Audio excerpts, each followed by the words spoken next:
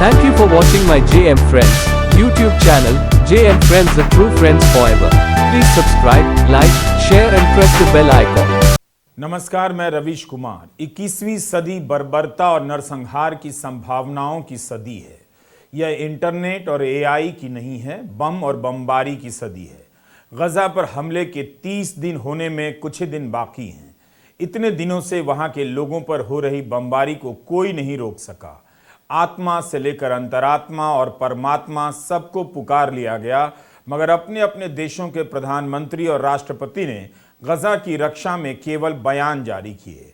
America जिस दिन हमले की निंदा करता है, उसी दिन इसराइल की मदद के लिए सैनिक और सामान भेज देता है। दुनिया दोहरेपन के खतरे से अब बाहर आ गई है। दोहरापन होना अब बुरी बात नहीं। हिंसा, निंदा, नरसंहार और मानवता के संकटों को व्यक्त करने वाले तमाम शब्दों का इस्तेमाल हो चुका है। इनमें से एक भी शब्द का कोई असर नहीं हुआ, बल्कि यह समय हमें मजबूर कर रहा है कि हम बमों को नहीं, शब्दों को कसूरवार ठहरा दें। क्रूरता, नरसंहार को नहीं, मानवता को दोषी ठहराएं, बल्कि बम और नरसंहार को ही शांति का पुरस्कार देने की मांग करें। गजा के लिए सबसे बड़ा खतरा आज बम नहीं, दुनिया भर के नेताओं के बयान हैं। जब भी बम गिरता है, उनके बयान आ जाते हैं। जब भी बयान आते हैं, गजा पर बम गिर जाता है। इन तस्वीरों के आगे संख्या का कौन सा समाचार दिया जाए कि आप इसकी तबाही का मतलब समझ सकें? क्या ऐसी अनगिनत तस्वीरों के बीच मरने वालों की संख्या का कोई भी मतलब है? क्या यहाँ सिर्फ फलस्तीनी मरे हैं? क्या उनके अलावा कोई और नहीं मरा? गजा किसी खेत या बंजर जमीन का नाम नहीं है। उस पर गिरने वाले इस्राएली बम सीमेंट और छड़ों से बनी इमारतों को तबाह नहीं कर रहे, बल्कि चारों तरफ से एक इलाके में बंद 23 लाख लोगों को मारते जा रहे हैं। वहां से खबरें नहीं आती हैं। एक तस्वीर आती है कि बमों के बरसने के बाद ये इमारतें मिट्टी में मिला दी गई हैं। लाशें नहीं दिखती हैं, न दिखाई जाती हैं। ड्रोन कैमरे से लिया गया यह वीडियो किसी शमशान में जलती चिताओं का एहसास कराता है। पानी की यह टंकियां बमबारी के क्षेत्र में जब तक भरी हैं, तब तक किसी के जिंदा होने की गारंटी है। इनके सूख जाने की आशंका बम के गिरने से भी ज्यादा जानलेवा है। गजा के लोग सीवर और समंदर का पानी पी रहे हैं। भूख और प्यास से इनके तड़पने की ये दृश्य आज की दुनिया पर कहीं तो असर करते होंगे। तभी तो राज्यों की भाषाएं अलग हैं, मगर जनता इनकी तकलीफ महसूस कर रही है। गजा की बेकरी बंद होने लगी है। खाने पीने के लिए रोटी के लाले पड़ गए हैं। एक कतरा पानी और एक दाना अनाज उनका सहारा है। बच्चों पर बम के गिरने तक पानी का यह बोतल उनके लिए जीवन का भरोसा है। इनके हाथों में पानी का एक बोतल 1000 सागर उठाए हुए है। 21वीं सदी इन बच्चों पर बम गिराने से पहले उन्हें एक बोतल पानी देने की अपनी मानवता पर 22वीं सदी में गर्व किया करेगी। हमारे सुपर पावर नेता बहुत दयालु हैं। वे बम के साथ साथ पानी की भी सप्लाई करते हैं। ऐसी त्रासदी को दर्ज करने के लिए कवि की भी जरूरत नहीं। दुनिया पर हुक्म करने वाले ऐसी तस्वीरों से भी नहीं पिघलते। 7 अक्टूबर से लेकर 25 अक्टूबर तक मरने वालों की जो सूची जारी की गई है, वो 150 पन्ने लंबी है। यूएन के एक अधिकारी ने ट्वीट किया है कि इस लिस्ट को मैंने जब उम्र के हिसाब से सजाया तो 6 पन्नों तक 1 साल से कम उम्र के बच्चों की मौत का आंकड़ा था। गजा के स्वास्थ्य मंत्रालय ने दुनिया को आखिरी चेतावनी दे दी है। कहा है कि 2 सबसे बड़े अस्पतालों के मुख्य जनरेटर पूरी तरह से बंद होने की कगार पर हैं। कितने दिनों से ऐसी चेतावनियां आ रही हैं। गजा की इंडोनेशिया अस्पताल ने बोल दिया है कि हमारा मेन जनरेटर बंद हो गया है, बैकअप जनरेटर इस्तेमाल कर रहे हैं। इसकी वजह से अस्पताल के मुर्दा घर का फ्रिज, अस्पताल का एयर कंडीशन वगैरह बंद हो गया है। गजा का एकमात्र अस्पताल जो कैंसर के मरीजों का इलाज करता है, वो पूरी तरह से बंद हो गया है। ईंधन खत्म हो जाने के कारण अभी तक ईंधन पहुंचना रुका हुआ है। WHO ने अपील की है कि ईंधन भी दिया जाएगा। गजा के 35 में से 16 अस्पताल बंद हो गए हैं। यहाँ के 72 प्राथमिक स्वास्थ्य केंद्रों में से 50 ने काम करना बंद कर दिया है। यहाँ की तबाही को अनेक बार, अनेक प्रकार से बयां किया गया। मगर ये सारे बयान दुनिया में यहाँ के नागरिकों के प्रति हमदर्दी पैदा नहीं कर पाए, जो राष्ट्र कहलाते हैं, राष्ट्र प्रमुख कहलाते हैं और जो उनके समर्थक कहलाते हैं। 50,000 गर्भवती महिलाओं के लिए दवाएं नहीं हैं। कभी भी बम गिरने की आशंका और गिर जाने की सच्चाई के बीच उनके भीतर दो दो जिंदगियां सहम जाती होंगी। मां की ममता की मार्केटिंग इसी दुनिया में लाखों करोड़ रुपए की है। इसी गजा में मां की इस त्रासदी की कोई मार्केटिंग नहीं है। उनके ऑपरेशन करने के लिए बेहोशी की दवाएं नहीं। संयुक्त राष्ट्र की राहत व कार्य एजेंसी ने कहा है कि 3.5 हफ्ते से गजा में कोई ईंधन नहीं आया। हमारे केंद्रों में क्षमता से 4 गुना अधिक लोग हैं। 6.5 लाख लोग वहां जमा हैं। इसराइल कहता है कि अल शिफा अस्पताल के नीचे हमास के टनल हैं, मगर गजा और उस अस्पताल में 1981 से अब तक कई बार काम कर चुके नॉर्वे के डॉक्टर मैट्स गिलबर्ट ने डेमोक्रेसी नाउ और भारत के पत्रकार उल्लेख एनपी से बातचीत में कहा है कि वहां ऐसा कोई टनल नहीं है। मैं नेतन्याहू को चुनौती देता हूं। उल्लेख एनपी नाम से एक यूट्यूब चैनल है। इनके सब्सक्राइबर की संख्या मात्र 26 है। फिर भी ये पत्रकारिता का दायित्व निभा रहे हैं, जिस गोदी मीडिया को लोकतंत्र और मानवता के लिए खड़ा होना चाहिए, जिसे भारत की जनता हजारों करोड़ रुपए के विज्ञापन पहुंचाती है अपने टैक्स के पैसे से, वह चुप है। उसके स्टूडियो में ऐसी आवाजों की जगह नहीं। डॉक्टर गिलबर्ट और उनकी टीम गजा जाने के इंतजार में है, तैयार है। But Israel is claiming that Hamas uses these hospitals, some of which are places where you worked. They are accusing them of using hospitals as terror infrastructure, and they even said something like they are using it as command and control centers. I challenge Prime Minister Netanyahu to just put forward the proofs, the evidence.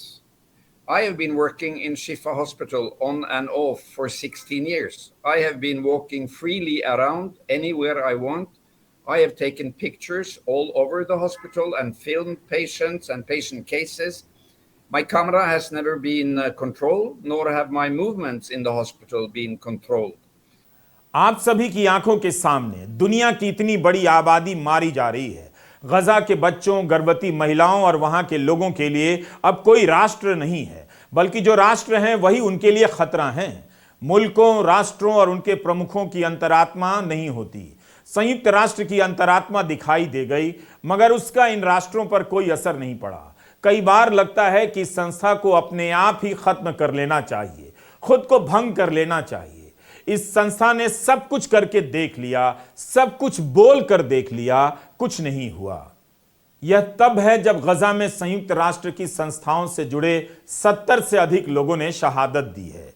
ये सभी संयुक्त राष्ट्र की राहत व कार्य agency UNRWA के लोग हैं। इनमें अलग अलग देशों के लोग शामिल हैं। रेड क्रॉस के 5 कर्मचारी मारे जा चुके हैं। क्रिश्चियन एड के भी 2 कर्मचारी मारे गए हैं। वे हमास नहीं थे, मगर मानवता के लिए उस जगह पर डटे रहे जहां से निकलने का कोई रास्ता नहीं। इसके बाद भी WHO से लेकर तमाम संस्थाएं ट्रक का ट्रक दवाएं और अन्य सामान लेकर गजा में जाने के लिए तैयार हैं, बल्कि जा रही हैं। डॉक्टर्स विदाउट बॉर्डर्स और अन्य डॉक्टरों ने कह दिया है, बम गिरे चाहे जो भी हो, हम नहीं जाएंगे, हम गजा में ही रहेंगे।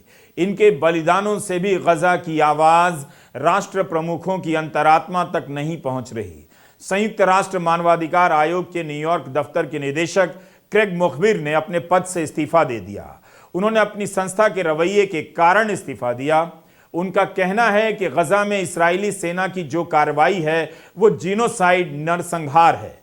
किताबों में नरसंहार को जिस तरह से परिभाषित किया गया है, ठीक उसी तरह से है। संयुक्त राष्ट्र कुछ भी करने में असफल रहा है।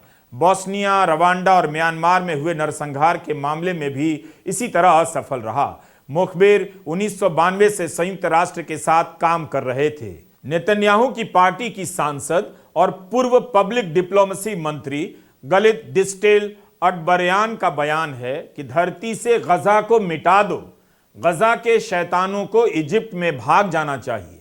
उड़कर दक्षिण उत्तर की सीमाओं के पार चले जाना चाहिए या फिर वे मारे ही जाएंगे। उनकी मौत बहुत क्रूर होने वाली है। इसका मतलब यही है कि गजा में कुछ भी नहीं बचेगा। अगर बमबारी नहीं रुकती है, नरसंहार की भाषा ही आज की भाषा बनी रहती है, तो इसी वक्त में गजा पर गिरने वाले बमों को छोड़ दीजिए। मरने वालों के नाम लिखे जाने चाहिए, उनकी संख्या गिनी जानी चाहिए, बार बार बताया जाना चाहिए और बार बार सुना जाना चाहिए। अगर युद्ध नहीं रुक सकता तो मरने वालों के बारे में जानकारी क्यों रुक जाए? सारी उम्मीद नैतिकता और मानवता से की जा रही है। इसी के भरोसे संयुक्त राष्ट्र कहे जा रहा है कि युद्ध अपराध है, युद्ध अपराध है। मगर दुनिया में अदालतें अब कहां बची हैं? साबित कौन करेगा? किसी को पता नहीं। तो जहां है वहीं खड़े खड़े बड़बड़ा रहे हैं। उधर एमनेस्टी इंटरनेशनल ने स्काई न्यूज से कहा है कि इस्राइल सफेद फास्फोरस का इस्तेमाल कर रहा है। 2 दिन के भीतर गजा के जबलिया रिफ्यूजी कैंप पर दूसरी बार हमला हुआ। करीब 200 लोगों के मारे जाने की खबर आई। इस्राइल ने कहा कि उसने हमला किया है क्योंकि हमास का कमांडर वहीं मौजूद था। हमास ने वहां होने से इनकार किया है। दूसरे हमले के बाद इस्राइल ने कहा है कि हमने जबलिया में हमास के कमांडर को मार लिया। हमास भी 7 अक्टूबर के हमले को दोहराने की बात कर रहा है। जबलिया गजा का सबसे बड़ा रेफ्यूजी कैंप है, सबसे ज्यादा घनत्व है। 1991-92 में 1.5 किलोमीटर की छोटी सी जगह में 65,000 से अधिक लोग रहते थे। UNRWA ने बताया कि आज की तारीख में यहां 1.25 लाख शरणार्थी हैं। असल संख्या इससे भी बड़ी है। यहां का 90% पानी इंसान के पीने लायक नहीं है। इस घटना की निंदा सबने की है। इसी तबाही में जब बड़े बड़े मुल्क इस्राइल की दोस्ती के लिए तरस रहे हैं, बोलिविया, कोलंबिया, चिली, जॉर्डन ने तल अबीब से अपने राजदूत बुला लिए हैं। स्पेन में गठबंधन की सरकार है। वहां की सामाजिक अधिकार मंत्री इयोने बेलेरा ने अपनी सरकार से मांग की है कि नेतन्याहू को अंतर्राष्ट्रीय अपराध न्यायालय में ले जाया जाए।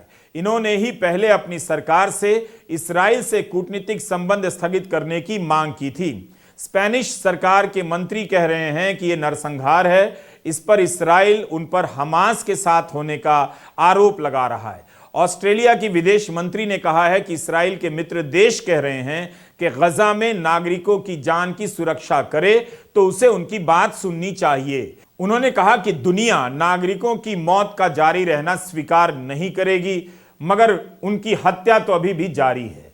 ब्रिटेन के विपक्षी दल लेबर पार्टी के नेता केर स्टार्मर ने कहा है कि यह युद्ध विराम का समय नहीं है। इस बयान के बाद उनकी पार्टी के 30 पार्षदों ने इस्तीफा दे दिया अपनी पार्टी से। दिसंबर 2021 में अमेरिका के राष्ट्रपति बनने के बाद जो बाइडेन ने presidential initiative for democratic renewal नाम से एक प्रोजेक्ट शुरू किया ताकि दुनिया भर में लोकतंत्र और मानवाधिकार की रक्षा कर सके। बाइडेन केवल बयान दे रहे हैं। जिस इस्राइल को युद्ध ना करने की सलाह देते हैं उसी को बम पहुंचा रहे हैं। बाइडेन मजबूर राष्ट्रपति साबित होते दिख रहे हैं। जिन लोगों ने इनके भरोसे लोकतंत्र और उदारवाद की उम्मीद पाल रखी थी, उन्हें उम्मीद की जगह अब बकरी पाल लेनी चाहिए। विपक्ष के नेता और राष्ट्रपति पद के उम्मीदवार रह चुके बर्नी सैंडर्स ने सेनेट में बयान दिया है। उन्होंने कहा है कि कांग्रेस, प्रशासन और दुनिया को गजा के मामले में कार्रवाई करनी होगी। वहां के लोग भयानक हालात में जी रहे हैं। अपने एक लेख में उन्होंने कहा है कि इस्राइल के पास आत्मरक्षा का अधिकार है, लेकिन गजा में हजारों निर्दोष बच्चों, महिलाओं और पुरुषों को मारने का अधिकार नहीं। मगर बर्नी की निंदा भी हो रही है क्योंकि उन्होंने युद्ध विराम की बात नहीं की, मानवाधिकार ठहराव की बात की है। The humanitarian crisis is dire and getting worse by the minute. There must be a humanitarian pause now so that sufficient supplies, food, water, medicine, fuel, can reach the people of Gaza. If not, thousands more will die needlessly. We cannot allow that to happen. A stop to the bombing is critical to save innocent lives and secure the safe return of hostages. ये कैसा देश है, निंदा भी करता है, गजा के लोगों की बात भी करता है और इसराइल को हथियार भी देता है। अरब देशों ने भी गजा को अकेला छोड़ दिया है। अरब देशों का नाम अलार्म देश रख देना चाहिए। इनका काम केवल अलार्म बजाना रह गया है कि युद्ध रुक जाए, बम ना गिरे, वरना हम अलार्म बजाते रहेंगे कि ईंट से ईंट बजा देंगे। या फिर अरब देशों का नाम पार्किंग नेशन रख देना चाहिए, जहां पश्चिम की सरकारें अपनी सेना और जहाजी बेड़े पार्क करती हैं। गजा पर जब से बमबारी हो रही है तब से सऊदी अरब निंदा ही कर रहा है। 22 देशों का समूह अरब देश कहा जाता है, मगर ये 22 देश एक दूसरे से काफी अलग हैं। इन सभी की ताकत होगी, प्रभाव भी होगा, मगर ये सब मिलकर गजा की रक्षा नहीं कर सके। अरब देश केवल सही सही बयान दे रहे हैं। बंधकों की रिहाई में कतर की भूमिका की बात सामने आई, मगर युद्ध विराम में कतर की कोई भूमिका नजर नहीं आती। हमले के 3 दिनों बाद संयुक्त अरब अमीरात ने कहा कि गजा पर जो बमबारी हो रही है उसका इसराइल और अमीरात के कारोबारी संबंधों पर असर नहीं पड़ेगा, क्योंकि हम राजनीति और कारोबार को नहीं मिलाते। 11 अक्टूबर को काहिरा में अरब लीग की बैठक हुई, जिसमें हमास के हमले की भी निंदा हुई और गजा में मारे जा रहे नागरिकों की भी। अरब लीग के विदेश मंत्रियों ने शांति की बात की, मगर इसका नतीजा कुछ नहीं निकला। याद रहे, यूएन में ट्यूनीशिया के अलावा हर अरब देश ने कनाडा के संशोधन का विरोध किया था। इस प्रस्ताव में मांग की गई कि हमास की निंदा की जाए, बंधक बनाए जाने की निंदा की जाए। गजा के अल अहली अस्पताल पर हमले के बाद अरब देश थोड़ी मुखरता से बोलने लगे कि युद्ध रुके। जॉर्डन भी अरब देश है, वह संयुक्त राष्ट्र में प्रस्ताव लेकर आता है कि युद्ध रुके, मगर अमेरिका के वीटो से पास नहीं हुआ। 120 देशों ने इसका समर्थन कर दिया, फिर भी इसका असर नहीं हुआ, प्रस्ताव गिर गया। सऊदी अरब ने गजा के जबलिया कैंप पर हमले की निंदा की है। उसके विदेश मंत्रालय ने इसे अमानवीय हमला बताते हुए कहा है कि यह अंतर्राष्ट्रीय समुदाय द्वारा इसराइल पर युद्ध विराम का दबाव नहीं बना पाने का नतीजा है। 18 अक्टूबर को इसी टाइप का बयान आया, जब अरब देशों के प्रमुखों ने बाइडेन से मिलने से मना कर दिया। उस समय सऊदी अरब के क्राउन प्रिंस मोहम्मद बिन सलमान ने कहा कि गजा पर की जा रही सीज फौरन रोकी जाए। उन्होंने नागरिकों पर हमले, बुनियादी इंफ्रास्ट्रक्चर और अनिवार्य सेवाओं पर बमबारी की निंदा की। कहा कि वे अन्य देशों के साथ विचार विमर्श कर रहे हैं, बमबारी कैसे रुके। कुवैत के प्रिंस ने इतना ही कहा कि गजा पर इसराइल का हमला मानवाधिकार के सभी अंतर्राष्ट्रीय कानूनों का उल्लंघन है। जरूरी है कि दुनिया तुरंत युद्ध विराम करवाए और गजा में मदद पहुंचे। 24 अक्टूबर को ट्यूनीशिया के विदेश मंत्री ने कहा कि गजा को लेकर अरब देशों में कोई तालमेल नहीं है। बहराइन ने भी इसराइल से अपने राजदूत को बुला लिया है और कहा है कि उनके राजदूत इसराइल से निकल चुके हैं, लेकिन इसराइल कह रहा है कि हमें इसकी जानकारी नहीं। बहराइन अब्राहम एकॉर्ड्स पर दस्तखत करने वाला पहला देश है जिसने अपने राजदूत को इसराइल से वापस बुला लिया। 2020 में अमेरिका और यूएई की मध्यस्थता से शांति समझौता किया गया था। इसे ही अब्राहम एकॉर्ड्स कहते हैं। मोरक्को में Rabat, Qatar, Bahrain, Yemen, Iraq, Oman, तुर्की, अल्जीरिया, लीबिया, जॉर्डन में भी प्रदर्शन हुए, मगर कुछ अरब देशों में प्रदर्शन नहीं हुए। सूडान और संयुक्त अरब अमीरात में कोई बड़ा प्रदर्शन नहीं हुआ। अमेरिका के नेतृत्व में अलग अलग अरब देशों और इसराइल के बीच रिश्तों को सामान्य करने के समझौते हुए हैं। अमेरिका का कहना है कि गजा पर हमले से इस पर असर पड़ सकता है, लेकिन जेरूसलम पोस्ट में संयुक्त अरब अमीरात का बयान छपा है कि इस पर कोई असर नहीं पड़ेगा। हमले के एक सप्ताह बाद रॉयटर्स में खबर छपी थी कि सऊदी अरब रिश्ते सामान्य करने की योजनाओं को रोक रहा है। इसके बाद उसका कुछ पता नहीं चला। ट्यूनीशिया की संसदीय कमेटी ने एक मसौदा तैयार किया है कि अगर इसराइल के साथ रिश्ते सामान्य किए गए तो उसे अपराध माना जाएगा। मोरक्को, बहरीन प्रदर्शन में लोग इसराइल से रिश्तों के सामान्य किए जाने को पलट देने की मांग कर रहे हैं। अरब देशों में जॉर्डन की मुखरता और उसका विरोध सबसे अलग है, मगर असर कुछ भी नहीं। जॉर्डन अमेरिका का सहयोगी देश रहा है, फिर भी अल अहली अस्पताल पर हमले के बाद उसने जो बाइडेन से मिलने से मना कर दिया। पेश है होस्टिंगर की black Friday sale. Managed WordPress hosting अब सिर्फ 129 रुपए प्रति माह से शुरू। यह जॉर्डन है, यहां के पर्यटन मंत्रालय का यह वीडियो है।